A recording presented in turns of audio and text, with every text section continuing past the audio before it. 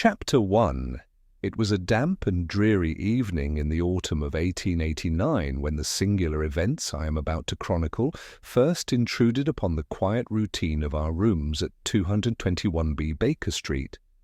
The fog had descended upon London with a peculiar density, wrapping the city in a shroud that muffled the clatter of hansoms and the cries of the street vendors. I sat by the fire, engrossed in a volume of military memoirs, while Sherlock Holmes, with that restless energy which so often possessed him, paced the room, his long fingers steepled beneath his chin. The violin lay untouched upon the table, a sign that his mind was elsewhere, seeking some problem worthy of its keen edge. A sharp rap at the door shattered the stillness. Mrs. Hudson's familiar tread ascended the stairs, followed by a heavier, more urgent step. Holmes stopped pacing and turned toward the threshold, his grey eyes gleaming with sudden interest. "Visitors at this hour, Watson," he remarked, a faint smile curling his lips. "The world does not sleep when there is mischief afoot." The door swung open to reveal Inspector Lestrade, his ferret-like features drawn with agitation. Behind him stood a tall, dishevelled figure, a perhaps 40 man with a wild mane of greying hair and eyes that darted about the room as though expecting some unseen peril. His coat was splattered with mud, and his hands trembled as he clutched a crumpled sheet of paper. "Mr. Holmes, Dr. Watson," Lestrade began, his voice betraying a mixture of exasperation and relief. "I have a case that's got Scotland Yard in a proper knot. This is Mr. Reginald Ashwood, a gentleman of some note, or so he claims. He insists on your help, and I'll confess I'm at my wits' end." Holmes gestured to the armchair with a languid wave of his hand. "Pray, be seated, Mr. Ashwood. And you, Lestrade, take the basket chair. Watson, I trust your notebook is at hand. Good. Now, let us dispense with the preamble. What is this matter that so discomposes you both?" Ashwood sank into the chair, his breath ragged. "It's my brother, Mr. Holmes, Edmund Ashwood, the poet. He's vanished, and I fear the worst. Last night I heard a cry, a terrible, anguished cry from his study. When I broke down the door, he was gone. There was blood on the floor, an overturned chair, and this—" He thrust the crumpled paper forward, his voice breaking. "This was pinned to his desk with a dagger." Holmes took the paper with a swift, precise movement, unfolding it with care. I leaned closer, catching sight of a single line scrawled in a hurried, erratic hand. "The muse has sung her last lament."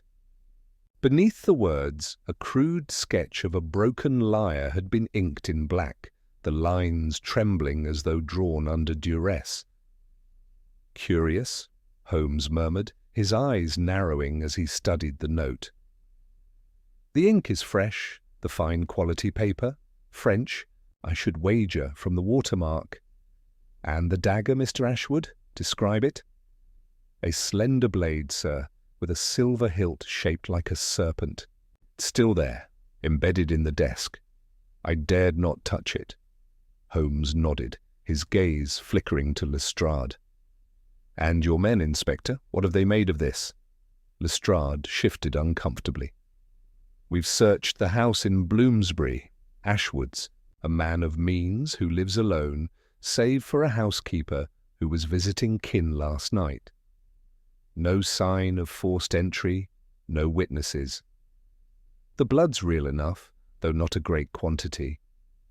It looks like a struggle, but there's nobody. We've got nothing solid, Holmes. The press will have a field day if we don't sort it soon. Edmund Ashwood's got a following, queer sort of poet, all gloom and doom, but popular." Holmes leaned back in his chair, his fingers tapping a silent rhythm against the armrest. "A poet lost to cry in the night, and a cryptic note impaled by a serpentine dagger. Hardly the work of a common thief. Tell me, Mr. Ashwood, had your brother enemies? Rivals, perhaps? Jealous of his literary laurels? Reginald hesitated, his brow furrowing. Edmund was eccentric. He kept to himself, but his work stirred passions. Some called it genius, others blasphemy. He'd received threats before, anonymous letters ranting about his godless verses. I thought them mere ravings, but now his voice trailed off, and he buried his face in his hands. Holmes sprang to his feet with that sudden energy that marked his transitions from languor to action. "Watson, my coat. Lestrade, you will accompany us to Bloomsbury. A poet's vanishing is intriguing enough, but a poet silenced mid-lament. This promises a puzzle worthy of our attention." As I reached for my hat, Holmes paused by the mantelpiece, his sharp eyes catching some trifling detail I had overlooked. He plucked a single rose petal, withered and brown, from the edge of the rug and held it to the light. "From your boots, Mr. Ashwood," he said, his tone casual yet piercing. "You've trodden through a garden recently, yet you claim to have come straight from your brother's study. The fog outside is too thick for roses to linger on a man's—" "Hail by chance. Explain," Ashwood paled, stammering. "I must have brushed against the trellis outside his door. I was in a panic, sir. I hardly noticed." Holmes dropped the petal into an envelope with a faint shrug. "Perhaps. We shall see. Come, gentlemen, the game is afoot." Chapter 2. The journey to Bloomsbury was a sombre affair, the fog thickening as our cab rattled through the gas-lit streets. Inspector Lestrade sat hunched beside me, his fingers drumming an impatient tattoo upon his knee, while Reginald Ashwood stared blankly out the window, his pallor ghostly in the dim light. Sherlock Holmes, by contrast, leaned forward with an air of suppressed excitement, his hawk-like profile silhouetted against the mist. I knew that look well. It was the gleam of a hunter who had scented his quarry. We alighted before a tall, narrow house on a quiet square, its windows dark save for the faint glow of a constable's lantern at the door. The air carried the damp chill of autumn, and I pulled my coat tighter as we followed Ashwood up the steps. The interior was as grand as Lestrade had hinted, polished oak panelling, Persian rugs, and shelves groaning beneath the weight of books. Yet there hung about it an oppressive stillness, as though the very walls mourned their master's absence. Ashwood led us to the study, a room at the rear of the house overlooking a small, overgrown garden. The door hung ajar, its lock splintered where he had forced his entry. Inside, chaos reigned. An armchair lay overturned, papers littered the floor like fallen leaves, and a dark stain, unmistakably blood, marred the Turkish carpet near the desk. The desk itself was a massive affair of carved mahogany, and there, as Ashwood had described, a slender dagger with a serpent-shaped hilt pinned the cryptic note to its surface. Holmes stepped forward, his movements deliberate yet swift, like a cat stalking unseen prey. "Watson, your impressions?" he asked, though his eyes never left the scene. I cleared my throat, striving to emulate his method. "Well, there's been a struggle. The overturned chair, the scattered papers, the blood. Someone took Edmund Ashwood by force, or he fought to escape. The dagger suggests a threat, perhaps a warning. A fair start," Holmes replied, his tone dry. "But you see only the surface, my dear Watson. Let us dive deeper."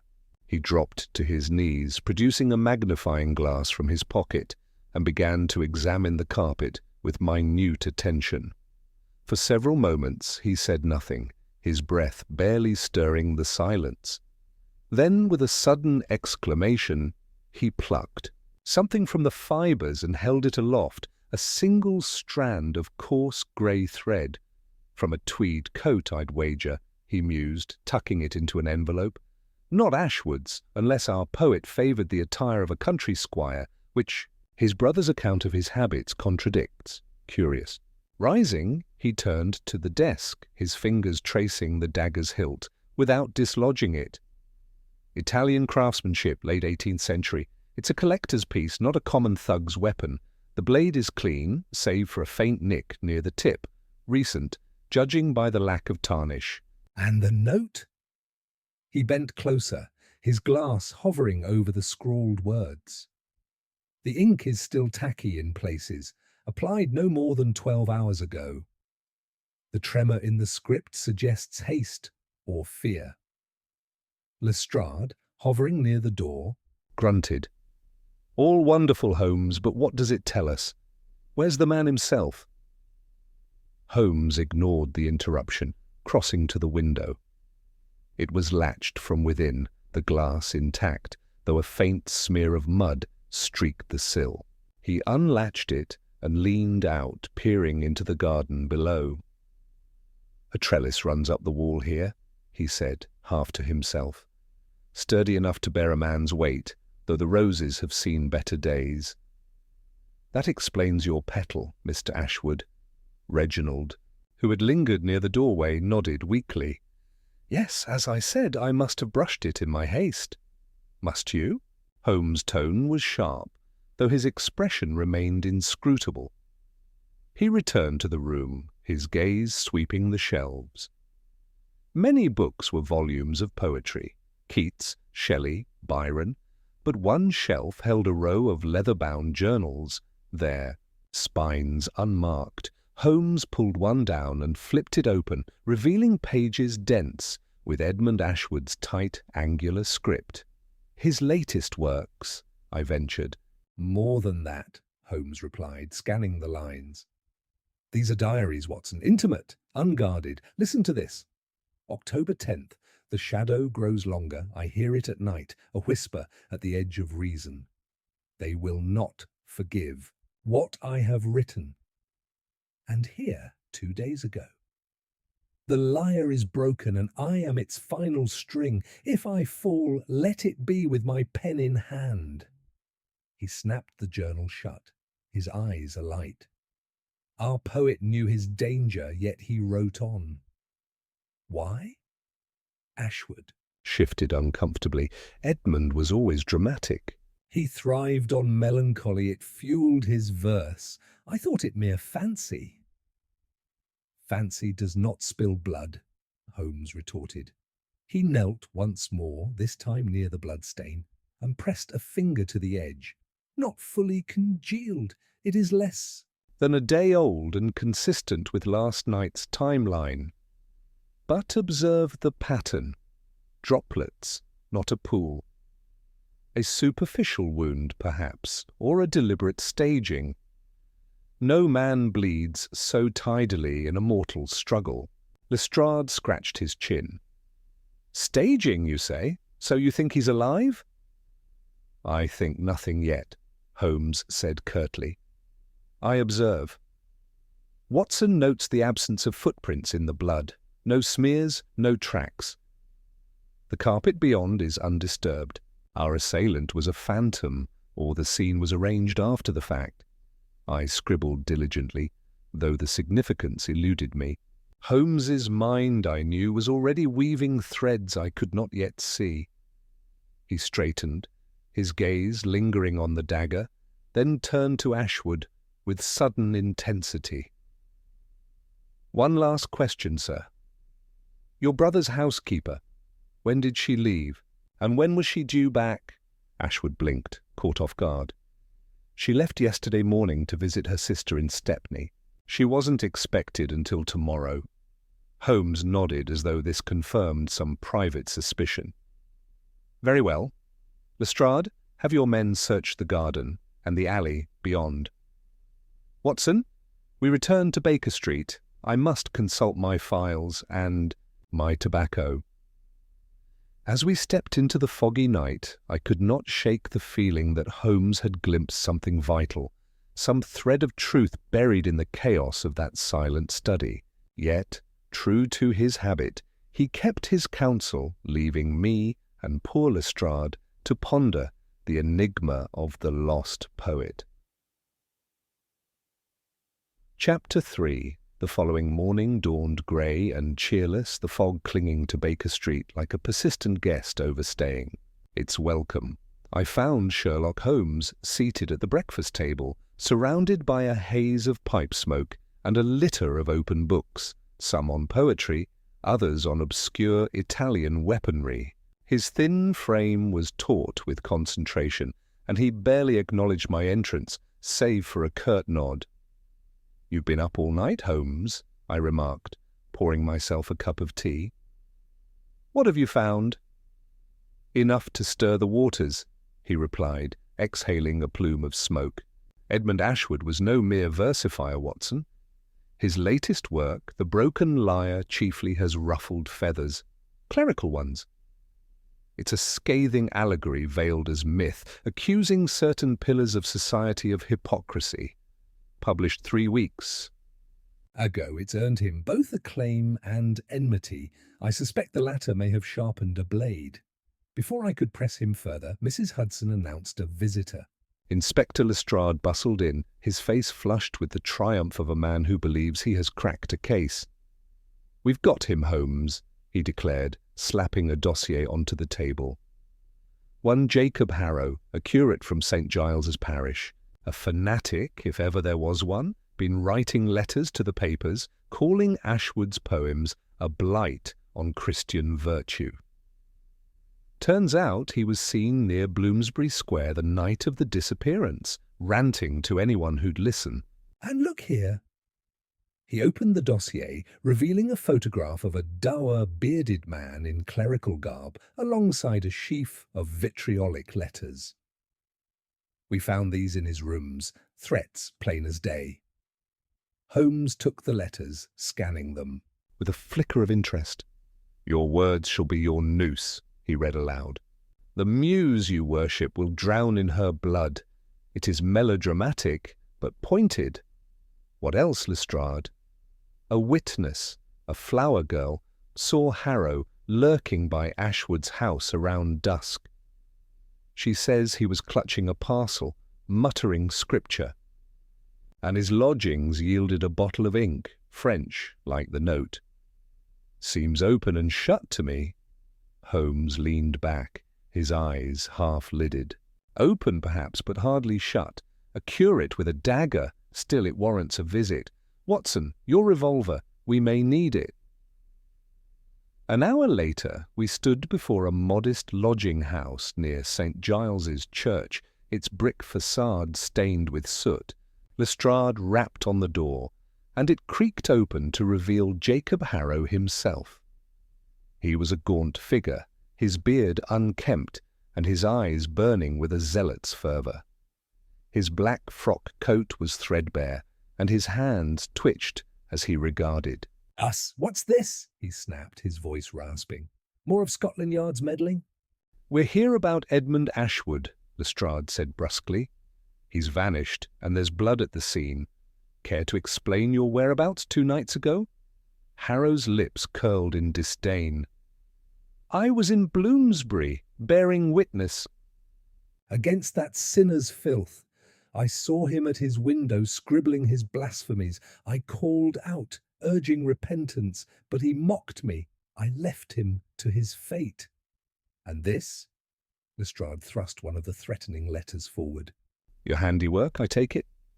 Harrow didn't flinch. "I wrote what God compelled me to. If Ashwood's gone, it's divine justice, not my doing." Holmes, who had been silent, stepped forward, his gaze piercing. "You carry French ink, Mr. Harrow, yet your letters are penned in common English stock. Explain." The curate blinked, caught off guard. I bought it months ago for a sermon draft. It's nothing unusual." "And your parcel?" Holmes pressed. "The flower girl saw you with it." "A Bible," Harrow shot back, "to leave at his door, a futile gesture, perhaps." Holmes's lips twitched, in what might have been a smile. "We shall see. Lestrade, search the premises." The search revealed little beyond the ink bottle and a stack of religious tracts. There was no dagger, no blood-stained clothes, only the tools of a man consumed by righteous fury. Yet as we departed, Holmes lingered, stooping to examine the doorstep. He brushed his fingers along the stone, then held them to the light, revealing a faint smear of dried mud flecked with rose thorns. "From Ashwood's garden," he murmured. "Our curate's feet betray him, even if his tongue does not." Back at Baker Street, Lestrade crowed over the evidence. "He's our man, Holmes. Motive, opportunity, and now this mud. I'll have him in custody by noon." Holmes tapped his pipe against the mantel, his expression unreadable. "Circumstantial, Lestrade. Yes, the ink matches and the mud suggests proximity, but where is the dagger, the blood, the body? Harrow is a convenient scapegoat, too convenient perhaps." I frowned, puzzled. "You think he's innocent?" "I think he is a piece of the puzzle," Holmes replied, "but not the picture entirely. His rage is genuine, yet his hands are too clean for the deed. Someone wishes us to look here while the true game plays elsewhere." He turned to the window, gazing into the fog as though it held the answer. "Watson, mark my words. This lament has more verses yet to sing." Chapter 4. The arrest of Jacob Harrow was effected with the brisk efficiency that Scotland Yard so prided itself upon. By midday, the curate sat in a cell, his protests of innocence drowned by the weight of Lestrade's evidence. The inspector returned to Baker Street in high spirits, his ferret-like features alight with satisfaction as he recounted the scene over a glass of brandy. "He's a slippery one, Holmes," Lestrade said, swirling his drink. "Kept quoting scripture, 'Vengeance is mine, saith the Lord.' But that ink and mud tie him to Ashwood's study. The press will eat it up. Fanatic curate silences blasphemous poet. I'd say we've wrapped this up neatly." I nodded, sharing his confidence. "It does fit, Holmes. Harrow's threats, presence near the house, the French ink, a tidy bundle of clues. Perhaps he disposed of the body elsewhere." Sherlock Holmes, sprawled in his armchair with his pipe smouldering, regarded us with a look of mild disdain. "Tidy? Watson? Neat, Lestrade? You mistake a single thread for the whole tapestry. The case is far from closed," Lestrade bristled. "What more do you want? We've got motive, means, and opportunity. The dagger's likely at the bottom of the Thames by now." Holmes exhaled a thin stream of smoke, his eyes narrowing. "And yet, the blood tells a different tale. Come, gentlemen, let us return to Bloomsbury. I overlooked a detail, a trifle, perhaps, but trifles are the bricks of truth." Puzzled but intrigued, I followed him, with Lestrade grumbling in tow. The fog lifted slightly, revealing the skeletal outlines of trees in Bloomsbury Square as we approached Edmund Ashwood's house again. The study remained as we had left it, sealed by police order, its air heavy with the scent of old books and faint violence. Holmes made straight for the desk, his movements precise. He withdrew the dagger from the note with a gloved hand, examining it anew under his magnifying glass. "The nick on the blade," he muttered, "and the angle of entry. Yes, I was careless." He set the dagger aside and turned his attention to the floor near the bloodstain, dropping to his knees once more. For several minutes he crawled about, his lens hovering over the carpet like a hawk over its prey. Then, with a sharp breath, he reached beneath the desk and extracted something small and gleaming, a single metal string coiled and broken at one end. "A lyre string," he said softly, holding it to the light. "Steel, finely tempered, with a trace of rust at the break. Not a prop from a poet's fancy, but a real instrument." I frowned, still grasping for meaning. Edmund wrote of a broken lyre in his note and journal. Perhaps it's symbolic. Symbolism does not rust, Holmes replied, his tone clipped. He rose, pocketing the string with a secretive air. Lestrade, have your men missed any instruments in their search? A lyre, a harp, anything of the sort? The inspector shrugged. Nothing like that, just books and papers. Why? Holmes did not answer, instead crossing to the bookshelf where Edmund's journals lay. He pulled down another volume, flipping to a passage dated a week prior. The music haunts me still, he read aloud. Its strings are my chains. Its notes my confession. I cannot silence it, nor can they.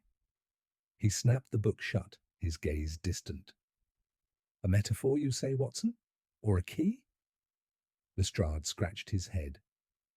You're losing me, Holmes. Harrows in irons and you're chasing rusty strings. What does it mean? It means, Holmes said, his voice low, that I must think. Watson, we return to Baker Street. Lestrade, keep your curate under lock and key, but do not crow. Victory yet. As we rode back through the bustling streets, I watched Holmes closely. His fingers toyed with the coiled string in his pocket, and his lips moved silently as though rehearsing some inner dialogue. I knew that look. He had glimpsed a crack in the case, a hidden fault line that neither Lestrade nor I could see. Yet, true to his maddening habit, he did not explain, leaving me to marvel at the enigma of his mind. Back in our rooms, he retreated to his chemical corner, setting the string under a microscope. Rust, yes, he murmured, and something else, perhaps oil or resin. Curious. He scribbled a note, then turned to me with an abruptness that startled me. Watson, what do you know of lyre construction? I blinked. Precious little, an ancient instrument, strings over a wooden frame, played with a plectrum. Precisely. Modern replicas use steel for durability. This string is not antique. It broke recently and is under strain. Tell me, does a poet keep a lyre merely to smash it for effect? I hesitated. It's theatrical, I suppose. Fits Ashwood's flair. Flair, Holmes echoed, a faint smile tugging at his lips. Yes, he had that in abundance, but this string whispers something more, a secret he could not write. He fell silent, his grey eyes fixed on some invisible horizon, and I knew he would say no more until his theory had hardened into certainty. Meanwhile, Lestrade's triumphant telegram arrived that evening. Harrow charged, case closed. I showed it to Holmes, expecting a retort, but he merely glanced at it and tossed it into the fire. Let them bask, he said coolly. The truth will sing its lament soon enough. Chapter 5. The days following Jacob Harrow's arrest brought a deceptive calm to Baker Street, though I sensed it was the lull before a storm. Sherlock Holmes had retreated into one of his black moods, alternating between feverish activity and brooding silence. The broken lyre string lay upon his desk, a silent sentinel amidst a chaos of tobacco ash and chemical vials.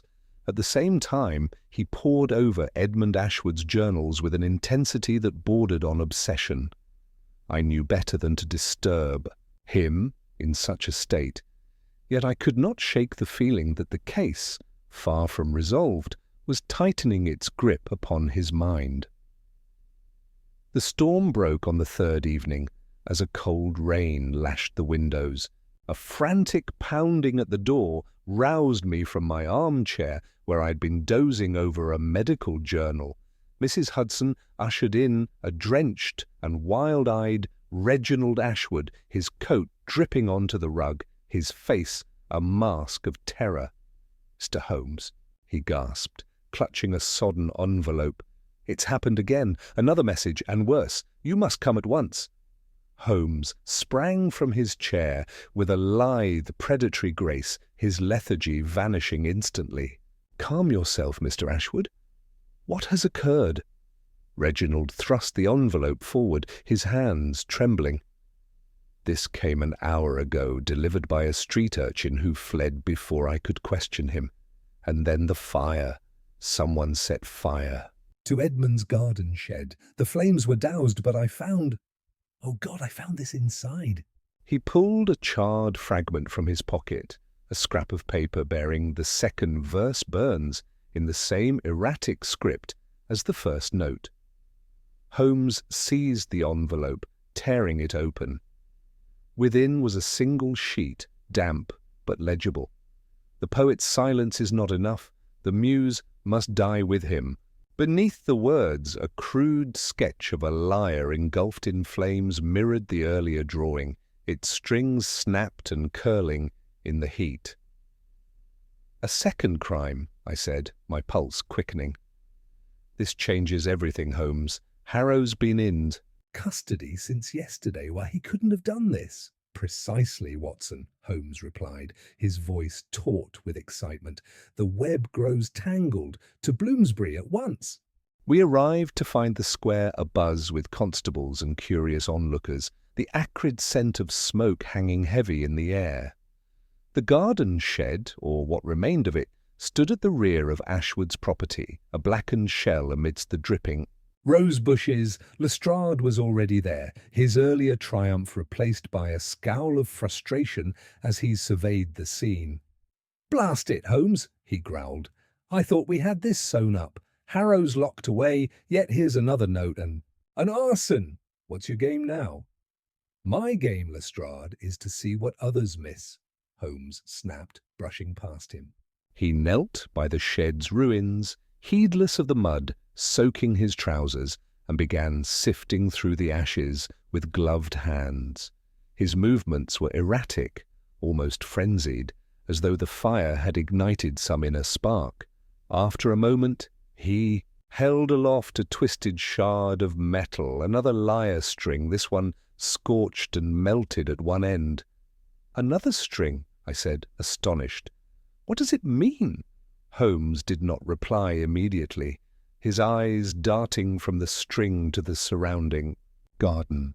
He rose abruptly and paced the perimeter, his long shadow flickering in the lantern light. "Oil," he muttered, sniffing the air. "Kerosene, not lamp oil, too sharp. And here?" He pointed to a patch of trampled grass near the trellis. "Footprints, fresh, leading to the alley. Size 9, narrow heel." "Not Harrow's. He wears a broader 10, as I observed at his lodging." Lestrade frowned. "So we have a second man? A confederate? Or a puppet master?" Holmes said darkly. He turned to Reginald, who hovered anxiously nearby. "Mr. "Ashwood, you heard nothing before the fire? No cries, no footsteps?" Reginald shook his head, wringing his hands. "I was in the drawing-room, reading." The shed's at the far end of the garden. I only noticed when I smelled smoke and saw the glow." Holmes's gaze sharpened. "And the urchin who brought the note? His description?" "A ragged boy, no more than 10. Dark hair, cap pulled." "Lo! He thrust the envelope at me and ran." Holmes nodded, filing the detail away, then returned to the shed. He scraped a sample of ash into a vial, his fingers trembling slightly. Not from cold, I knew, but from the sheer velocity of his Thoughts. "The fire was set to destroy something," he said, half to himself. "But what?" "The string survived, by design or accident," I ventured a guess. "Evidence, perhaps? Something tying this to Edmund's disappearance?" "Perhaps," Holmes echoed, though his tone suggested he harboured a more precise theory. He straightened, his thin frame taut as a bowstring, and fixed Lestrade with a piercing stare. "Release Harrow. He's a pawn, not a king. The true player moves in shadow, and this fire is their gambit." Lestrade sputtered. "Release him. The press will crucify me." "Then let them," Holmes retorted. "Your tidy solution has burned to cinders. Watson, we must retrace our steps. The poet's lament grows louder, and I begin to hear its tune. As we departed, I caught a glimpse of Holmes's face in the lantern's glow, his eyes alight with feverish brilliance, his lips curled in a grim smile. The stakes had risen, and with them was his genius's tempo. I knew not where this path would lead, but I felt the chill of foreboding settle over me, as though the ashes whispered a warning yet unheard.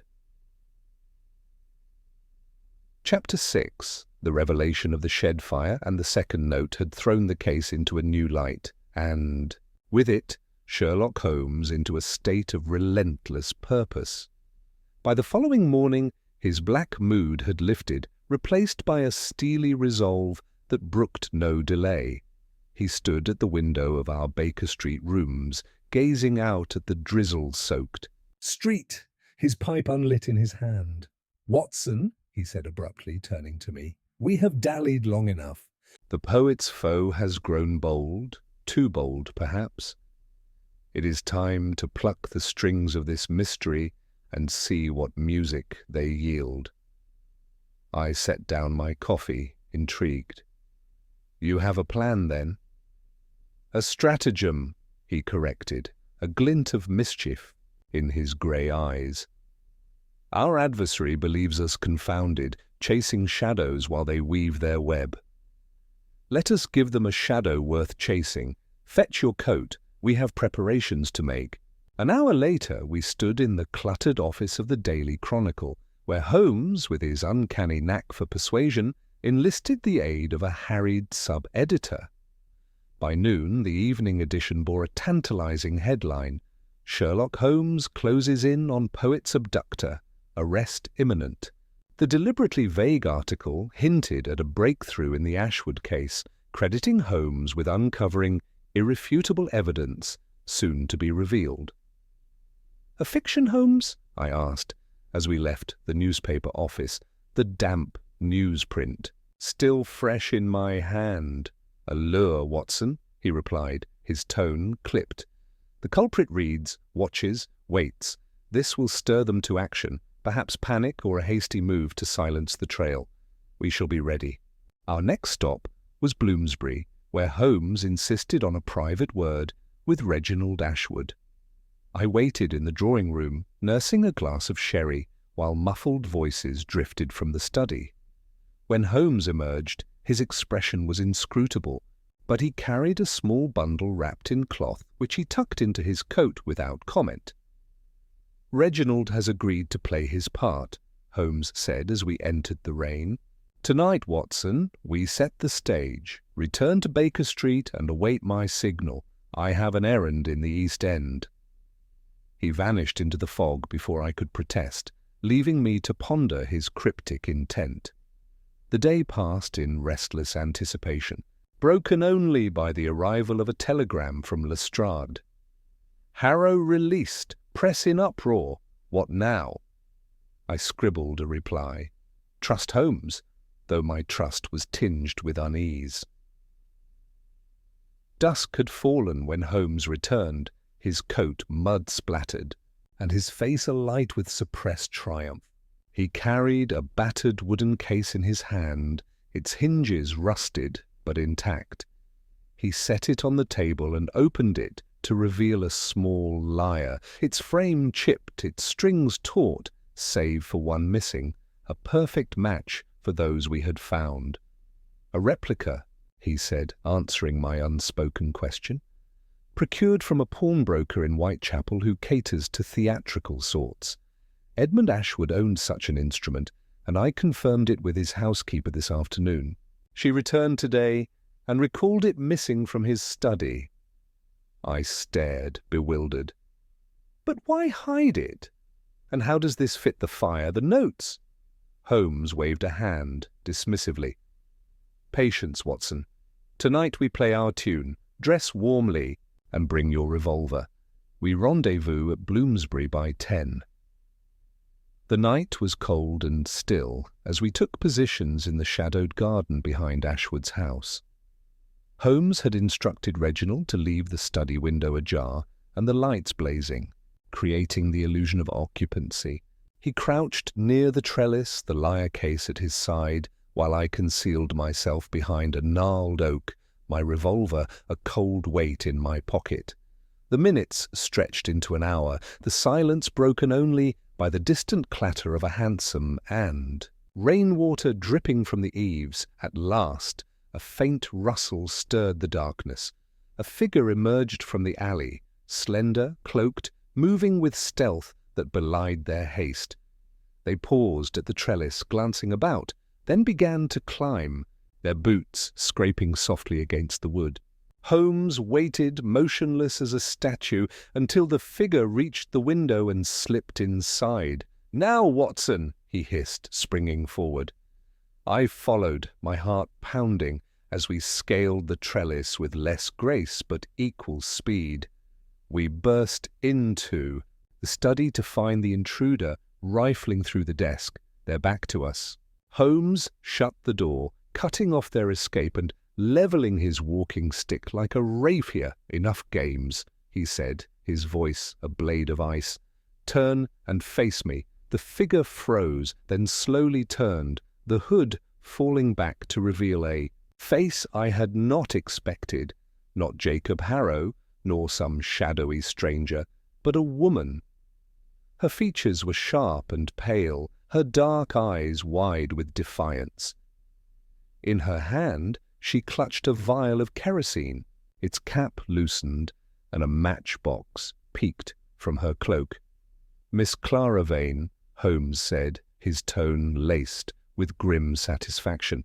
"Edmund Ashwood's muse, and it seems his executioner." Chapter 7.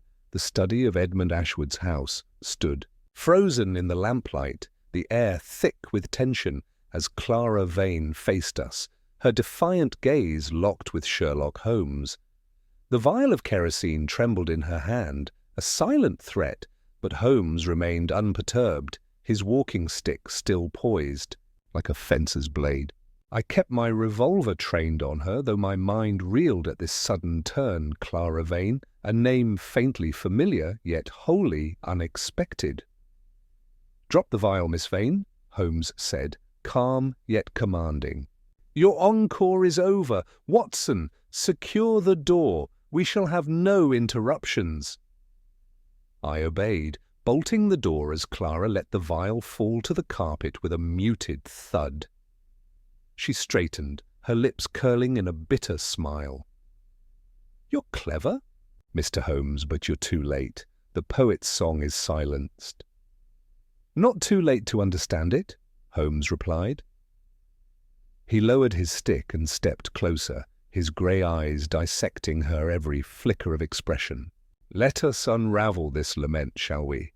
Watson, prepare your notebook. Our tale demands its chronicler." He began to pace, his words flowing with the precision of a maestro conducting a symphony.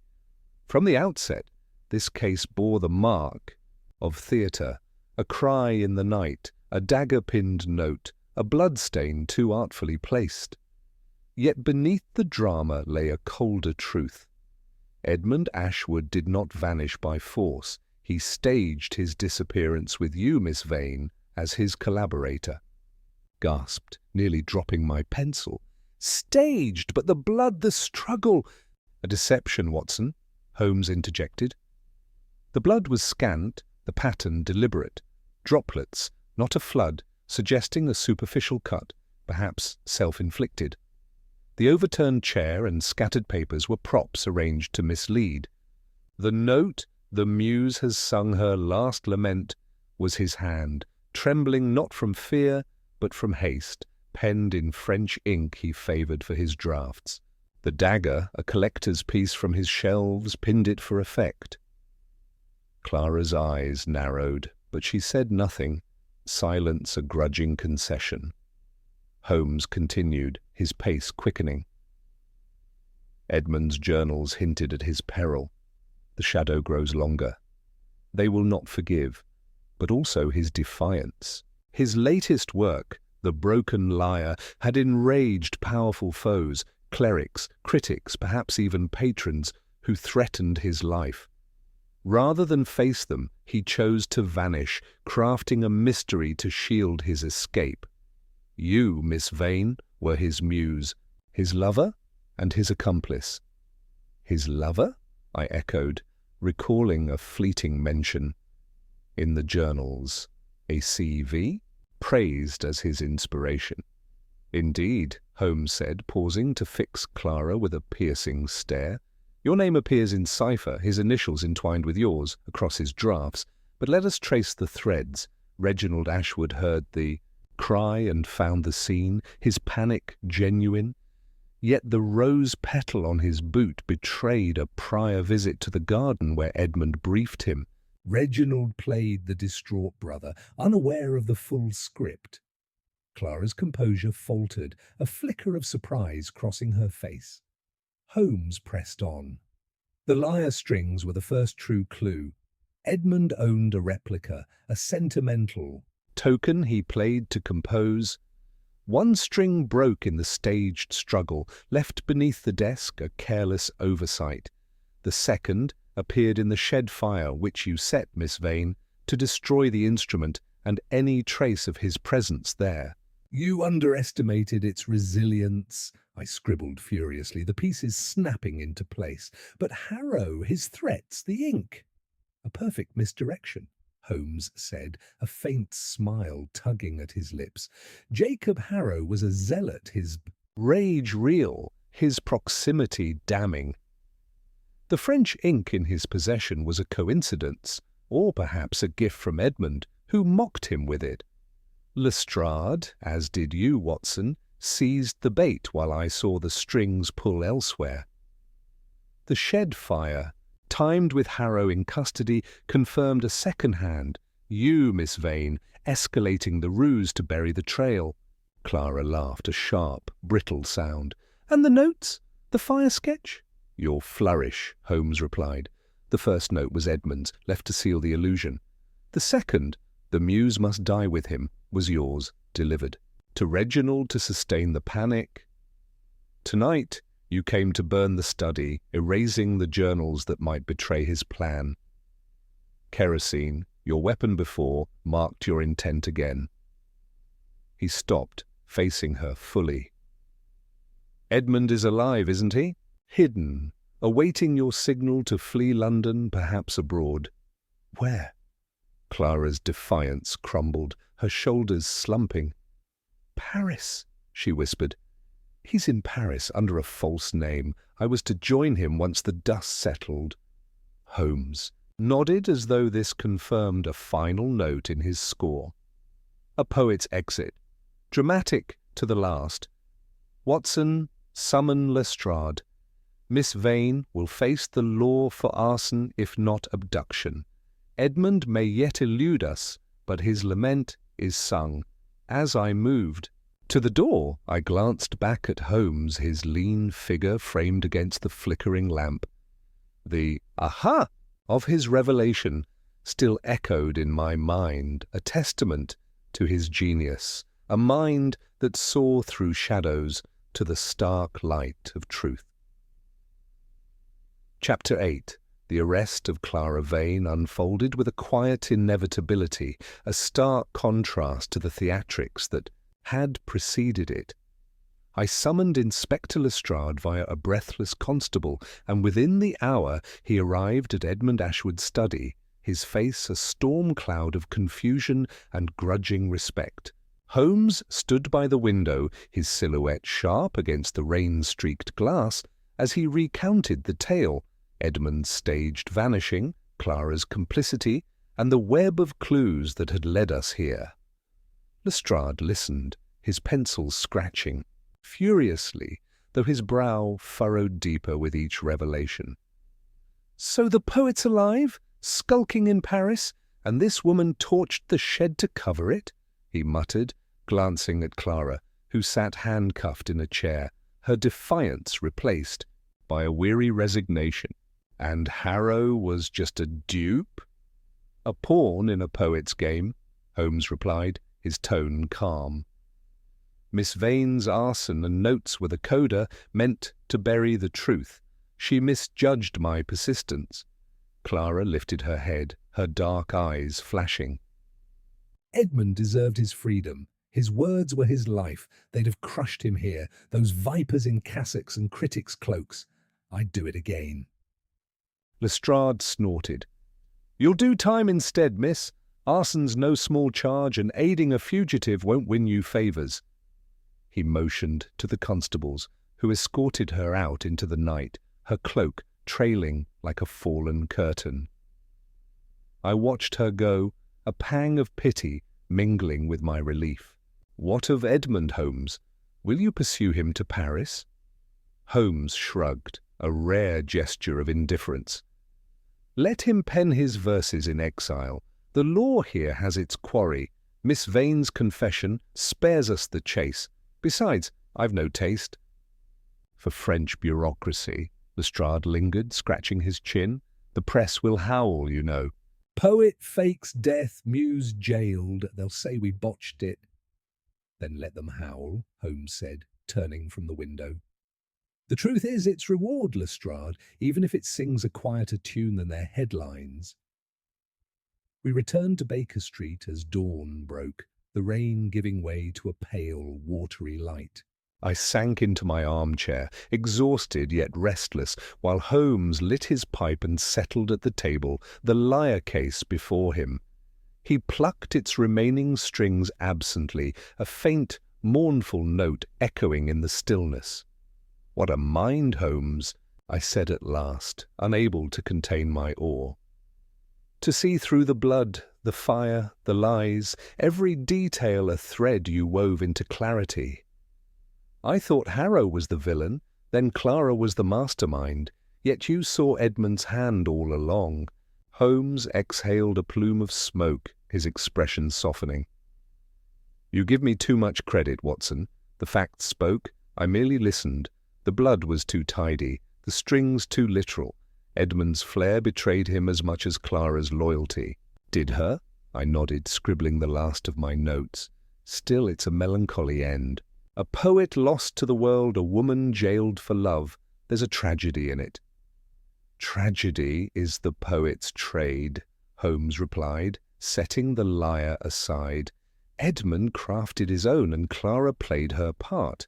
We've merely closed the book, or Rather, the score." He rose and crossed to the mantel, where the charred lyre string and its rusted twin lay in a small glass case.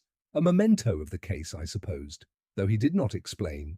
I watched him, marvelling anew at the enigma of his genius, a mind that could pierce the darkest deception, yet remain unmoved by its human cost.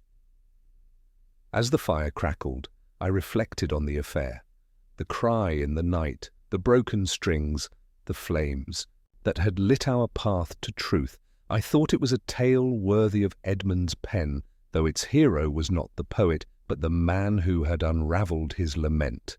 And as I drifted towards sleep, I felt a quiet pride in my role as witness to such a mind, a chronicler of shadows turned to light.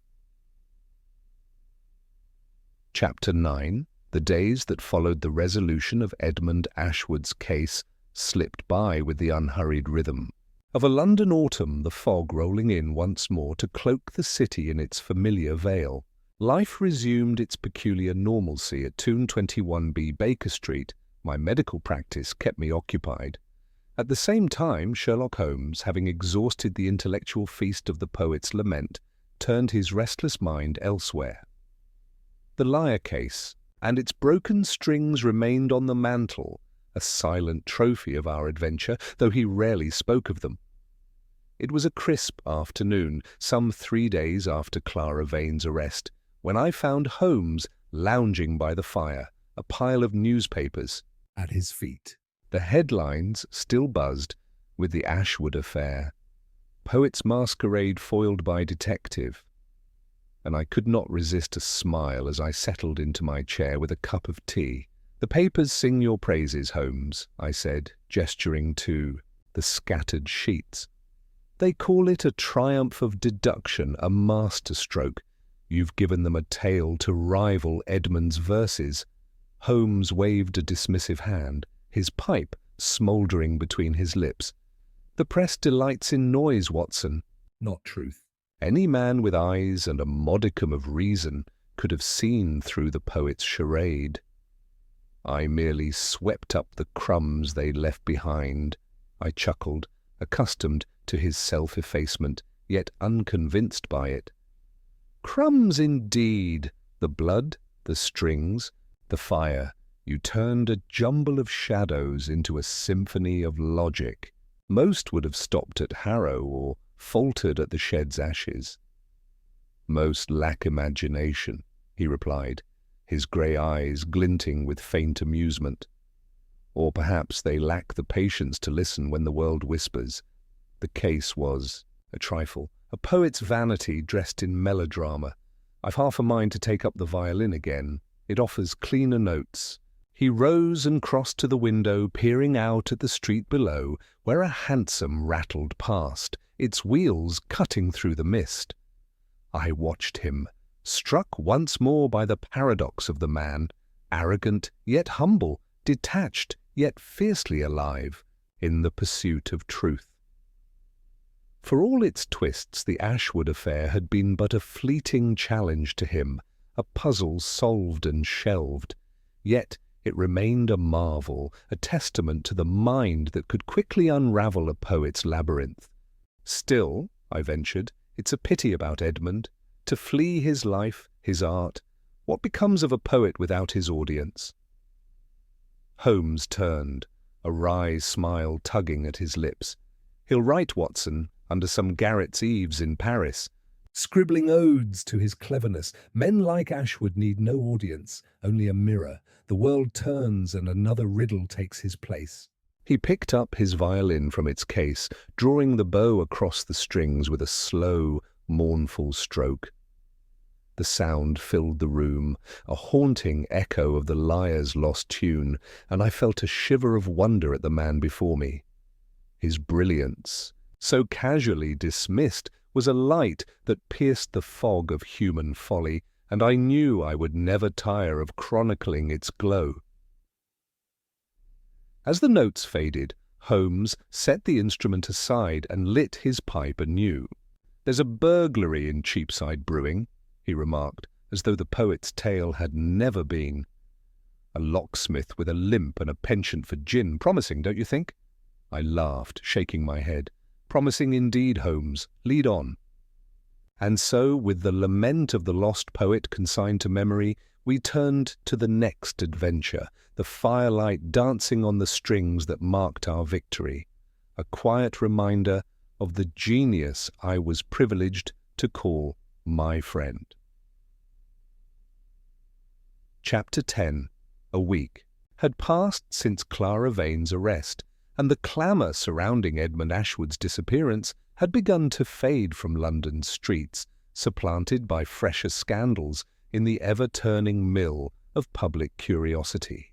I had assumed the case closed, its threads neatly tied by Holmes's deft hands, and turned my attention to the mundane comforts of routine, a patient's gout, a quiet supper at Simpson's. Yet, as I have so often learned, Sherlock Holmes rarely lets a matter rest until every note of its song has been played. It was a chill evening, the fog again curling through Baker Street like a living thing, when an unexpected visitor disrupted our repose. I was penning a letter by the fire when Mrs. Hudson announced a caller, a slight, nervous figure wrapped in a threadbare shawl. She introduced herself as Mrs. Ellen Carter, Edmund Ashwood's housekeeper, her hands twisting a damp handkerchief as she stood hesitantly in the doorway. "Begging your pardon, sirs," she said, her voice quavering, "but I've something to tell Mr. Holmes. It's been gnawing at me since I returned from Stepney, and I can't keep it quiet any more." Holmes, sprawled on the sofa with a chemical treatise, sat up at once, his eyes sharpening. "Come in, Mrs. Carter." "Watson, a chair for the lady. Now what troubles you?" She perched on the edge of the seat, her gaze darting between us. "It's about Mr. Edmund, sir. I heard what the papers said. how he's run off to Paris and Miss Vane's in jail for the fire, but they don't know more, and I reckon you ought to. Holmes leaned forward, his pipe forgotten. "Speak plainly, madam. What have you seen?" She took a shaky breath. "Before I left for my sister's, Mr. Edmund was in a state, pacing, muttering, burning papers in the grate. He told me to take an extra day and said he'd be fine alone. But I saw someone with him that night, a tall and thin man in a dark coat. They were arguing in the study, voices low but fierce. I caught a glimpse through the crack in the door. He had a scar across his cheek, this man, and a foreign way." Of speaking, I frowned, puzzled. A scar? Foreign? Could it have been Harrow? No, sir, she said firmly. I'd seen that curate before, ranting at the gate. This was someone else, older, colder. I didn't think much of it then, but I reckoned it was business. But after all this, I wonder if he had a hand in it. Holmes's fingers steepled beneath his chin, his expression unreadable. Describe the scar. Jagged, sir, like a claw mark, from his eye to his jaw. He wore a hat, but I saw it clear as day. A silence fell, broken only by the crackle of the fire. Then Holmes sprang to his feet, crossing to a cluttered shelf where he retrieved a battered ledger, his index of criminals and curiosities. He flipped through it swiftly, pausing at a page marked with his spidery script. "Henri Duval," he murmured, tapping the entry. "A French émigré, once a literary critic in Paris, now a blackmailer and fixer for hire. Scarred in a duel, last known to haunt London's less savoury salons. Suspected in 2 disappearances, never proven. Interesting." I stared, astonishment creeping over me. "Blackmail? You think he forced Edmund to flee?" "Not forced," Holmes corrected, shutting the ledger with a snap. "Persuaded, perhaps, or partner." Duval's name surfaced in my inquiries about the broken liar, a whisper of a man who brokered secrets between poets and their patrons. Edmund's work struck at powerful figures. Duval may have offered a way out for a price. The argument you overheard, Mrs. Carter, suggests a deal gone sour or a final negotiation. Mrs. Carter wrung her handkerchief tighter. "Then he's not safe, even in Paris?" Holmes's lips twitched in a grim smile. "Safe enough if he pays. Duval thrives on leverage, not blood. But this explains the haste, the burned papers. Edmund was erasing more than his trail. He was burying a debt." I shook my head, marvelling anew. "You suspected this all along, didn't you? Another layer beneath Clara's role?" "A shadow on the edge," he admitted, returning to the sofa. "The strings and notes were Edmund's script, Clara's the performance, but a third hand lingered in the wings. I lacked proof until now. Mrs. Carter, you've done well. Watson, a sovereign for her trouble." I pressed the coin into her hand, and she murmured her thanks, departing with a look of mingled relief and fear. As the door closed, I turned to Holmes, my mind still reeling. So Duval was the shadow in the journals, the they Edmund feared. "Likely," Holmes said, lighting his pipe at last. "A poet's muse may inspire, but a blackmailer's whisper compels. Edmund staged his exit, Clara burned the evidence, and Duval reaps the reward. Silence, at a cost. A tidy trio, each playing their part." He exhaled a plume of smoke, the fog beyond the window mirroring its swirl. "No matter, Watson. The case is done, and Paris can keep its secrets. I have a locksmith to track in Cheapside. Less poetry, more precision." I smiled, settling back with my tea, though a flicker of curiosity lingered. The lament of the lost poet had ended, yet its echoes, scarred and foreign, whispered on, a final verse only Holmes had foreseen. And as the firelight danced, I felt once more the quiet thrill of standing beside a mind that saw beyond the mist. Chapter 11. The revelation of Henri Duval's shadow over Edmund Ashwood's fate lingered in my thoughts long after Mrs. Carter's departure, a disquieting note in what I had presumed a finished melody. Sherlock Holmes, however, seemed content to let the matter rest, his attention already drifting to the locksmith in Cheapside, whose peculiarities he had begun to dissect with relish. Yet fate, as it often did in our shared adventures, had one last verse to play.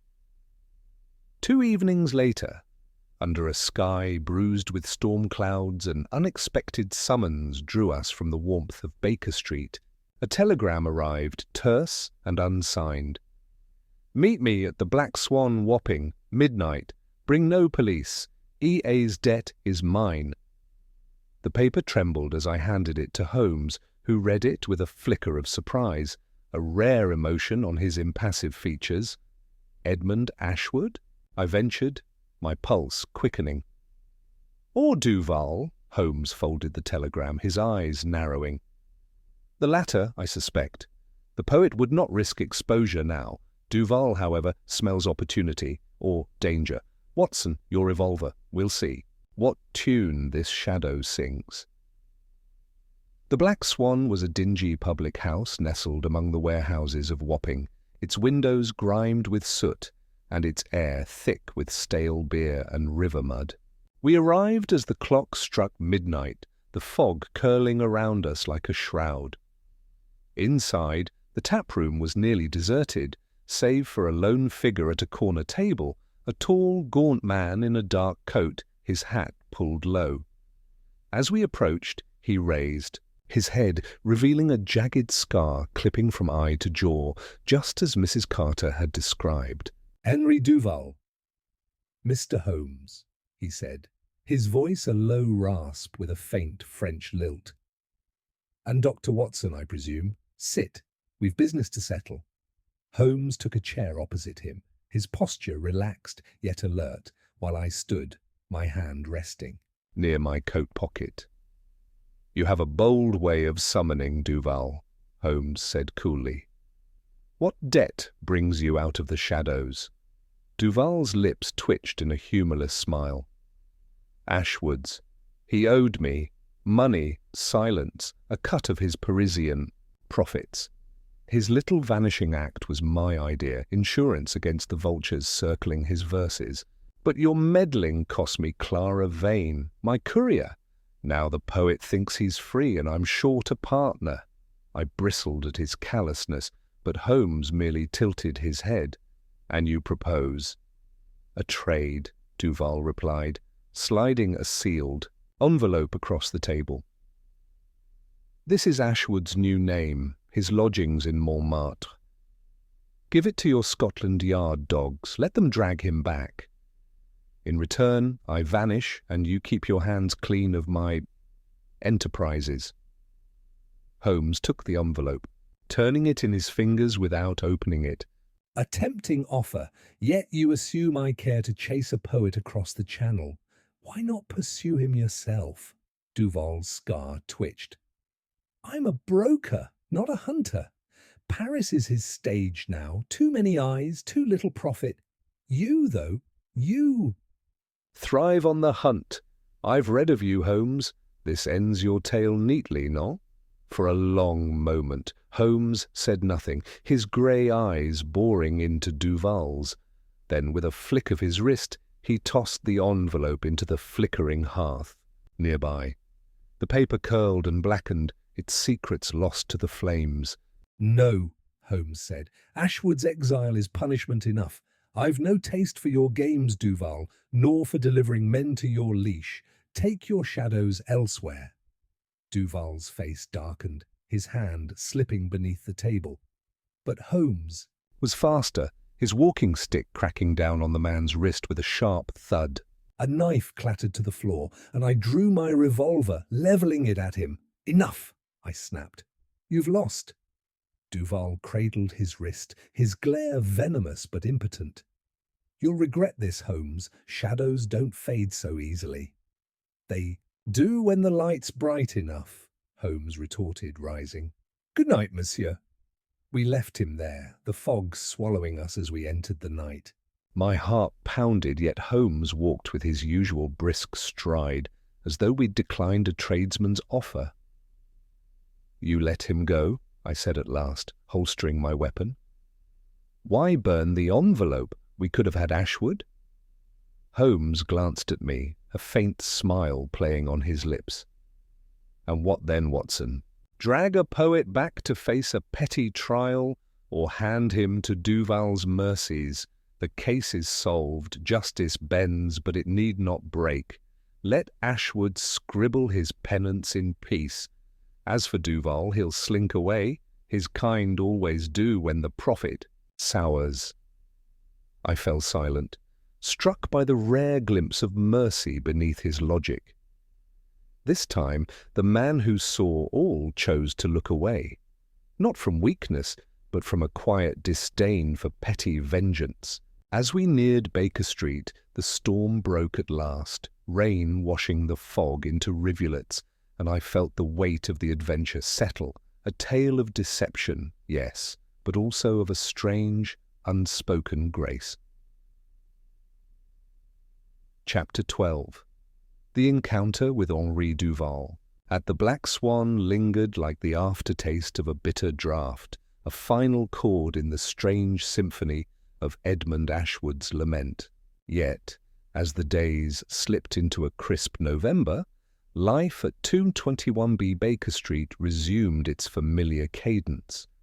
The fog returned, softer now, draping London in a gauze that blurred the edges of our recent adventure. With that restless energy that defined him, I tended to my patients, while Sherlock Holmes turned his gaze to new horizons, the poet's tale seemingly consigned to the past. It was a quiet afternoon, the fire crackling merrily, when I found him seated at the table, the newspapers of the past fortnight strewn about like fallen leaves. The headlines had shifted. Poet's muse sentenced.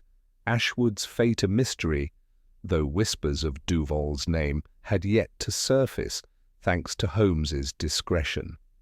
He held the battered lyre case from the case, its strings silent, now, and plucked at them absently, producing a faint, mournful hum. "You've outdone yourself this time, Holmes," I said, settling into my armchair with a cup of tea. "The papers call it a marvel, unravelling a staged disappearance, jailing Clara Vane, and letting Duval slip through your fingers. They're half in awe, half baffled." Holmes set the lyre aside, lighting his pipe with a shrug. "The press thrives on half-truths, Watson. Any fool with a nose for detail could have followed the crumbs, blood too tidy, strings too literal, a fire too convenient. I merely swept the stage clean." I laughed, shaking my head. "Swept it clean?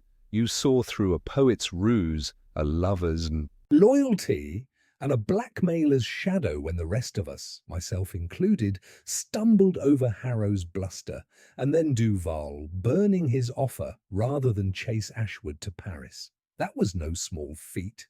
Feat? He exhaled a plume of smoke, his grey eyes glinting with faint amusement. "It was a trifle, Watson, a melodrama dressed as a puzzle. Edmund's vanity wrote the script, Clara played her part, and Duval pulled strings from the wings.